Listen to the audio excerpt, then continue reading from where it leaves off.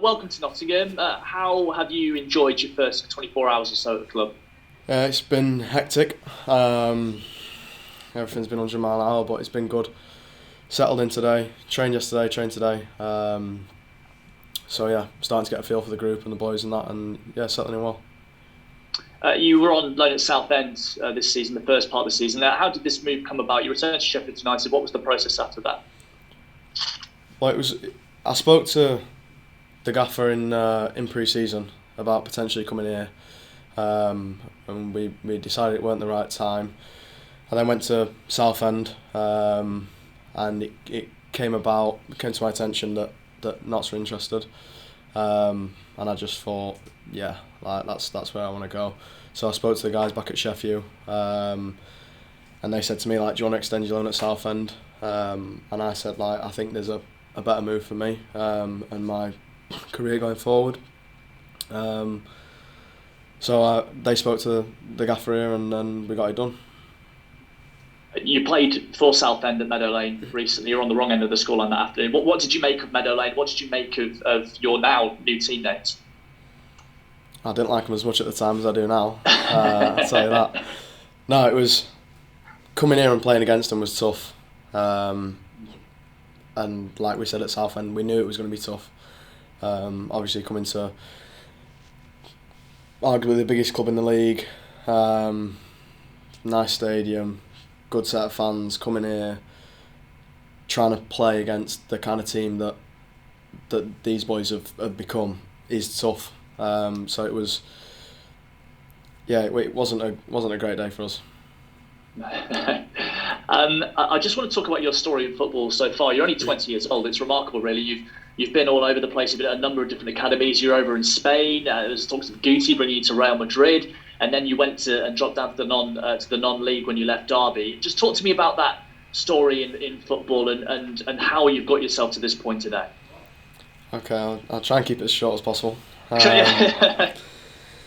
So I started off grassroots until I was 5. Then I joined Sheffield United pre-academy.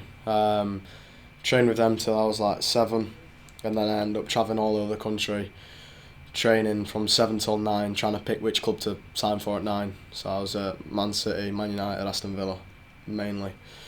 Training there, picked Aston Villa, signed there. Then, when I was 10, transferred to Man City. Was there for 2 years. I walked out of there, had compensation on my head. Kind of been at 2 of the better academies in the country at the time, and I kind of lost. With the kind of player I am and was even more back then, it was like the English setup didn't feel right for me in terms of the kind of player I was and the philosophies they had. So I said to my dad, I said, I want to go to Brazil. And he said, not a chance, like that's miles away. So I said, Spain's not very far. And I was only 10 at the time. Or no, I was 12, sorry. And then we got in touch with a few teams over there, went and made it happen. I was at Atletico out there. Clearance got denied. And that's when Guti became interested, because I was training with his son. So he wanted to take me into Real for a trial, but the clearance and everything, I didn't have the papers, so they couldn't do that. So then it got declined one more time, and I couldn't sign. I couldn't play a game of football in Spain that was affiliated till I was 16, and I would have been 13, 14 at the time. So it was like too long to wait. I was only over there with my dad.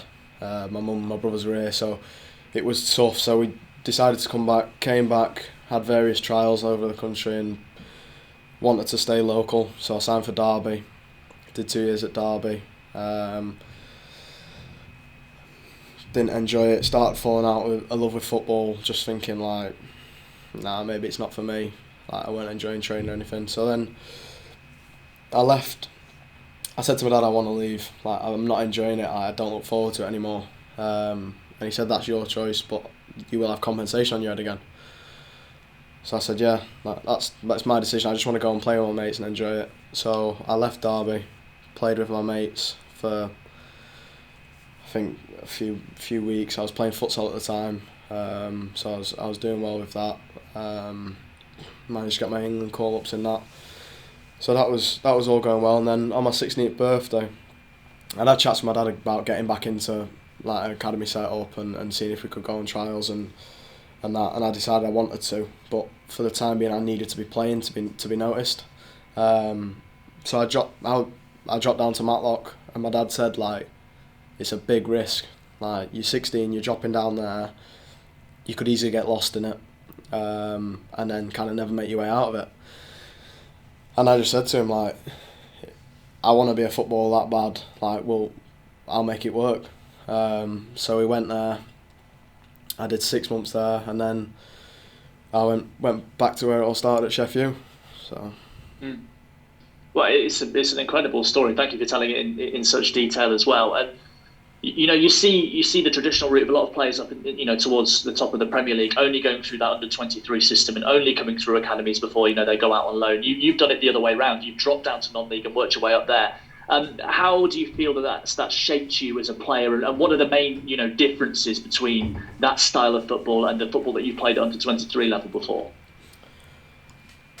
I like to think I've picked up different things and added different things to my game at all the different places I've been at. And the biggest thing about Matlock was the realism of football, the fans, 3 points meaning everything, someone's job being on the line. So even though I was 16, I had to grow up quick and realise, like, the manager's job's on the line if, like, we don't win, I don't play well, kind of thing. And that's it. And then playing in front of fans was, like, unreal. It's the first time I'd done it, so it was like a big thing for me, new thing, and I just loved it, really. And it made me grow up in terms of, like, being wise with the game, like little things like game management, just mainly that, really, because at academy level you get taught how to play. You don't get taught how to manage the game and actually play the game. So that was the biggest thing I took away from there. And then when I went back into Sheffield, went and played 23s, and then it was kind of like what people will do the other way around to what I did. I think sometimes you can then be hit with a big reality of, wow, like, this is different. Yeah. So the fact that I already had that taste for it, I went into 23s and carried on developing as a player. And then when the time was right for me to go on loan, when I went to Southend, it wasn't like a big jump or like, all these fans here. I kind of knew how to manage the game, even though we got taught that well at Sheffield United. Having that experience early helped me so much, like, now. Yes, do you think more players could benefit from that type of experience and they'd feel maybe less suffocated by an academy system like you did, which is why you wanted to get out of it in the first place? Yeah, I think the thing is now you're seeing a lot more players come through non-league setups and be playing in the National League at a younger age and then getting picked up by a big team. You're getting as many do that as are coming through academies at the minute, and I think that's been noticed by the bigger teams, that maybe they can almost create the player they want and the style of player they want, but if they don't have that mentality of, like, you don't get things your own way, like, you see so many boys drop down from Premier League academies, go and play either non-league or low down, and because everything's not done for them, they're kind of lost. So I think that's why you're seeing so many come up through non-league and then go on to big things. And I think the more and more it goes on, the more that'll happen. So finally from me, it's not quite Brazil, but it's Nottingham, and I'd say there are plenty of similarities between Brazil and Nottingham. But Notts fans, some of them will have seen you play for Southend against them, but what can they expect from you on the pitch? Hard work, won't shirk a tackle, get on the ball, try and dictate play, try and be creative and get the fans excited, goals, assists. No nonsense, sounds good to me. Good luck with all your time at Notts County. Thanks very much. Thank you. Zach, Recording stopped. I just wanted to ask you about the academy system and what did you find about it specifically that you didn't enjoy about it? Because I've spoken to players about this before who've been in the same system, and one of the things that always came back was it was too rigid. It didn't teach individuals. Is that a fair assessment? Yep. I think in an academy, the ones I were at when I was younger tried to build a team and take that from under 9s to 10s to 11s onwards and onwards and onwards. And a lot of them did that. I mean, when I was playing against boys from City and Villa at whatever club I was at 18s and 23s, it was similar lads to the core group that there was when I was younger. But for me, that wasn't something I wanted to do. Like, I didn't want to be.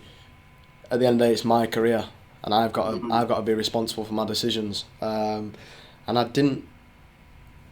Yeah, you've got to be a team player, and I knew that when I was younger. But I wanted to add my spark to things and do little things off the cuff, and they weren't keen on that because it wasn't the game plan. So it was more that than anything. Yeah, and I've got to ask you, why did you want to go to Brazil?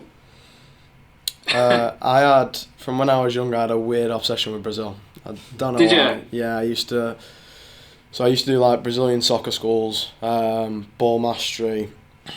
Obviously, I played a lot of futsal when I got older. Just used to love the freedom they've got in the game. Like when I used to watch it when I was younger, and the highlights like Ronaldinho and that. It's just like they genuinely look happy and so free playing football. And I was only 12 at the time, and that was like the kind of thing I looked up to. Was them lot and just how they played the game. How I noticed you spoke a lot about your dad, but how influential has he been on your career and the decisions you've made? He's been hugely influential for me. He'll hold his hands up and say some decisions we've made are wrong, and so will I. And such as, but maybe going into the office and speaking to a coach, little things like that. But like I say to him, I wouldn't change anything we've done. Yeah, we might think, if we could go back and do it again, would we do it again? Yeah, 100%. Like, that's why I am who I am today, and the player I am, the confidence to come into a new dressing room, because I've been in so many. I had to walk into a Spanish dressing room with a bunch of teenagers and didn't speak a word of Spanish. Like, it doesn't get much harder than that. Coming from Sheffield United to Notts County with a good bunch of lads seems easy to that. So I wouldn't change anything. But he takes a big seat back now. Still comes to all my games. Still rings me after and tells me it weren't good enough. And what I could have done better. But every decision I make, I run through him, because at the end of the day, I could run it through 5 different clubs, get 5 different answers because they want the best for the club. I can run it through my dad, and he's my dad. He wants the best for me. So, yeah, he's been very influential for me. What's your dad's name? Glenn. And I just wanted to ask you what Sheffield United have told you about your sort of future there and what they want to see from you while you're at Notts. Well, I mean, I did well in the 23s. I played a few games for the first team. I've had that taste, and they just said really, like, I was doing really well in the 23s, and I needed that next push. And they said, like, when I played the 2 games in the cup, they kind of said, we need you to go out and play every week and do it every week and prove that you can do it every week, so you can come and push for a place in the team. So that was the kind of chat I had with them, just gaining experience, proving myself at a level, and working up the levels. And I think that was a big part of my decision coming here, because Southend was brilliant for me as my first loan, but coming here with chances to get goals, assists, and really put my name on things and get my name out there and people start looking.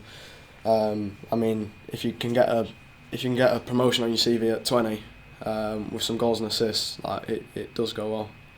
Yeah, I know obviously you played against Notts for Southend. During that game, were you thinking, yeah, I wouldn't mind playing for those? Yeah.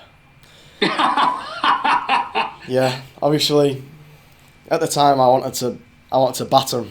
I just thought I would try to take players on to score goals and that, and then I come away from it and I thought wow, Like, I played against Chesterfield, Bournemouth, teams that are up there, and I thought, like, they're different.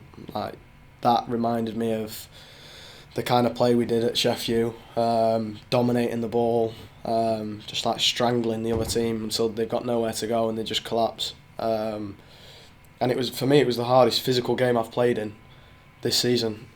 Didn't cover an amazing amount of distance, but just the relentlessness of not having the ball, moving side to side, trying not to be broken down, to be on the other team of having the ball all the time, trying to break someone down, just really, I thought about it and I thought, yeah, that's quite nice.